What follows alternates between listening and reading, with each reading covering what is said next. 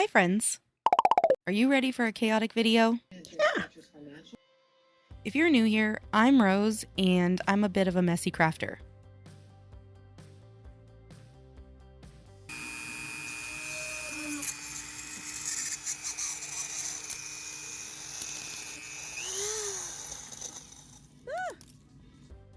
Well, kind of a mess in general.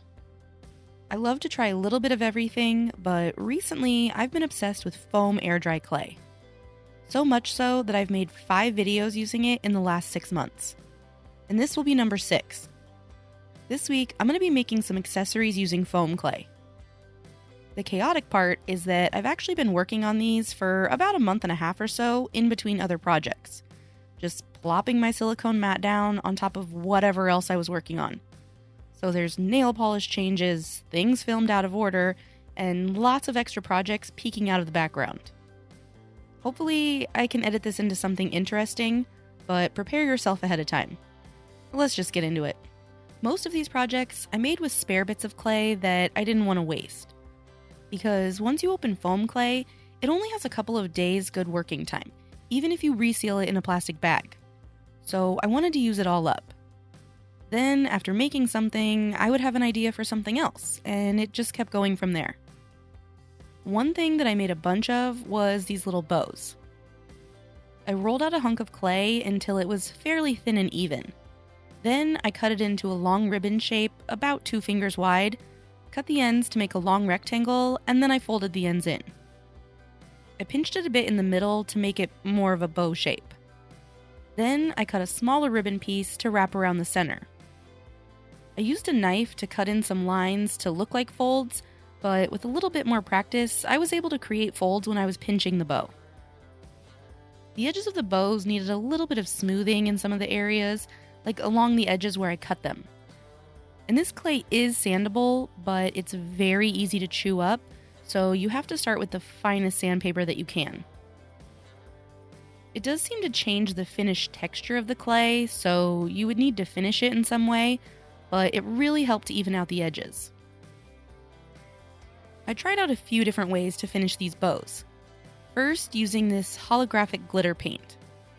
I've used this before, and I forgot at first that you need to put it on really thick. Like, really glop it on. Painting it on like I did leaves the glitter pretty sparse. But after a couple of thick, gloppy coats, it was really sparkly and dense. I tried a few different iridescent top coats that I have, including this red one over the yellow bow. And I really did not like how those came out, so I switched to trying this iridescent medium. But it's just too thick and uneven, so I didn't really like that either. I did try one bow with plain gloss varnish, and that's also just not working for me. Like, maybe it's the color of the clay, or maybe it just needs more varnish. And of course, I still have a few unfinished ones. Which ones do you like the best? I liked the glitter ones the best, so I decided to turn them into hair clips.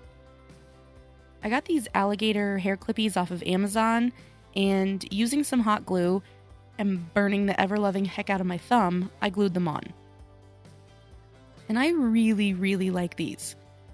I'm not sure that I can get away with wearing them myself, even though I probably will, but I can definitely think of a 4-year-old niece that would rock these. While I was working on all of these various little clay projects, I kept ending up with really tiny little pieces of clay, too small to really make anything with. So I started shoving them into this silicone gummy bear mold. The clay does take a little longer than usual to dry, maybe because it's tucked into something, but after 3 days, I could demold them. Some of them have sunken in backs, like the clay shrunk as it was drying, and a few don't have very well-defined features at all. But luckily, I have a lot to choose from. So I picked out the ones with the most clear details on them, and then I sanded down the backs until they were mostly even. I impaled all of them in the head with toothpicks, and posted them up in binder clips so that I could varnish them. After 4 coats of varnish, I replaced the toothpicks with eye pins. I did use glue to secure the eye pins in, since the toothpicks made kind of a big enough hole that I thought the eye pins could possibly fall out. Finally, I added the bears to a keychain with some jump rings. I tried both a short chain with a bear attached to each link and a longer chain skipping a link between each bear. I think I like the longer chain better. And they have a very satisfying plasticky click thing going for them. I did take a few extra bears and turn them into earrings. And I am in love. Not only are they cute, but they weigh absolutely nothing. I might as well have cotton balls hanging from my ears. While we're on earrings, let's make a few more. In a previous video, I used these plunger cutters to make a buttload of clay stars. And while I was doing that, I used these heart plunger cutters to make hearts in different sizes and colors. What I found using these cutters is that the clay cannot be fresh. It needs to be a little bit drier and firmer. I wanted to make a sort of stacked heart charm, so I tried sticking the clay together immediately before it dried. I also tried gluing them together later. Both methods worked and seemed nice and firm, but I did worry about the glue squirting out of the seams and making a sort of glossy area on the charm. I left a couple of the charms plain and varnished a couple, getting a little less invasive by using a sewing pin instead of a toothpick to hold the charm. I can't really decide which one I like better, so I'm going to make a set of earrings out of each of them. Because the sewing pin made a really small hole, I was able to just screw in an eye pin without gluing it, and they feel really secure. I mean, it's still foam, so it's not going to make it through battle or anything, but the non-existent weight of the charm isn't going to pull the pin out or anything. Because the clay in the charm is pretty thin, I did have to be really careful to make sure that the pins went straight in, or they would come out the backside of the charm. I also bought these glue-on bales, which would probably be a sturdier alternative. After putting in the eye pins, I attached some earring hangers, and here's a couple sets of really simple little earrings. I also tried making a few more sets of earrings with the plunger cutters. I made some diamond shapes with this leftover blue clay. It took a few tries to get the thickness right. And I made some oval shapes with leftover pink clay, but apparently forgot to record it. Once the shapes were dry, I sanded the edges so that they looked smooth and even. For these first two sets of earrings, I started out with glitter paint in silver on the blue diamonds and pink on the pink ovals. But for the second set of pink ovals, I decided to try loose glitter. I'm using this tube of glue left over from a craft kit, but it's just regular school glue. I coated the oval in glue and then sprinkled glitter on. This is definitely messier than the glitter paint. To really seal in the loose glitter so it didn't continue to contaminate everything it touched, I put a coat of gloss varnish over it. For the charms with the glitter paint, I sealed the back and sides with varnish, but for the front, I used this Mod Podge Dimensional Magic. It's been a while since I used this stuff, so I kind of forgot that you need to be really careful not to use too much. It will run off the sides and go everywhere. I had to keep an eye on these for about the first 10 minutes or so and wipe off the runoff. Then I just added some eye pins and earring hooks. I really like these. They are very fancy looking. And I really like the way that the dimensional magic looks over the glitter. It's pretty hard to capture on camera just how glittery these are. Now that we've made a few earrings, let's try and make some necklaces. I figured the easiest thing to try would just be large circle pendants, and then I could experiment with a few different things. So I used these circle cutters to cut out some large pink and blue circles. Then I got the idea to try cutting a smaller hole out of the center and switch the colors, sort of inlaying the smaller circles. Then I set all of those aside to dry. The plain circle pendants came out smooth, if really uneven, but they're kind of boring, so I wanted to spruce them up. I tried that iridescent medium again, thinking that even though it comes out uneven, maybe it would give a sort of cool effect. It's an effect all right, but I'm not sure that it's cool. I tried just plain varnish on one, and that's kind of boring. But for the other two, I'm going to try to give it a more resiny effect, without resin. Using this bottle of glue that is also left over from a craft kit, I watered it down just slightly and then painted the glue on. I added these colorful star glitters to the pink circle in a very planned out placement. Well, like 80% were planned. The other 20% I just accidentally dropped. Then I did the same thing with these heart glitters on the blue circle. Once all of that dried, I added a coat of dimensional magic over the glitter.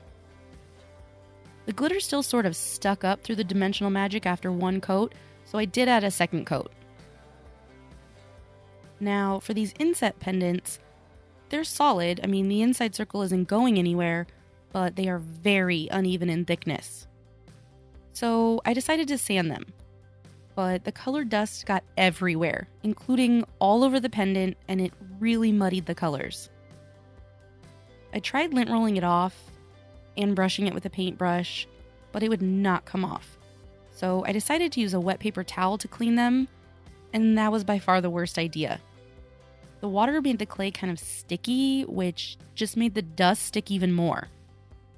They're a mess now, so I'm gonna have to find a way to cover them up. For this first one, I decided to use some nail polish to paint over the outer ring. I chose this Hollow Taco nail polish. I like this brand of nail polish because it has denser glitters and pigments, so it covers really well and I won't have to do a ton of coats. After I put the first coat on, I just let it get tacky for a couple of minutes and then added a second coat, and it was fully covered. For the middle section, I used glue and this holographic loose glitter. It's so pretty and has like night sky vibes. For the second one, I used a pink holographic nail polish. This is less glittery and more shimmery. For the middle of this one, I went a little bit more deliberate and placed these teardrop-shaped glitters individually. I focused really hard on trying to keep them all pointing the same angle. I put dimensional magic only on the centers of these pendants to seal in the glitters, but the pendant with the teardrop glitters either isn't completely level or it was on a tilted surface because the Mod Podge seeped off to one side. So to make it a little more even, I added a second coat over the whole thing. Now for these last two, I'm just going to paint over them. I know that acrylic paint works really well on foam clay, so I'm just going to use some paint pens to color over these. Then I sealed one in with varnish and one with dimensional magic. So here are all of the pendants done. I'm going to try them all out as necklaces to see what I think. Ooh. Yes. Not bad. Oh yeah. Uh-huh. No. Alright, let's do one last kind of fun one. So in a previous video, I made about 50 billion little clay stars to put on the front of this notebook. But that only took a few, so I still have like 49 billion left. And I decided that I would love to be coated in glitter for the next 5 years, so I glittered 75 of them. At first, I tried the method of squirting on glue and then sprinkling the glitter, but not only was that incredibly messy, it was also really slow. Eventually, I figured out that I could put a pin in the star to hold it while I put glue on, and then dunk the whole thing into glitter. Still pretty messy, but a little less so. Plus, then I could put the pins into some binder clips to dry. And I created a sort of varnish production line for when it came time to seal in the glitter. I also tried this glitter method on some of the leftover gummy bears, and even though it sort of loses some of the definition in the features, they're really cute. Kind of like a mix between a gummy bear and a Sour Patch Kid. These are so fun. I decided to just make some hair clips out of these too. I hot glued them on in a rainbow. I'm obsessed. And I still have a million glitter stars left over. So that's all of the accessories I got through. Granted, you can make all of these out of other types of clay, but foam clay is cheap, lightweight, and I already had it. What do you think? Thanks so much for watching, and I'll see you next time.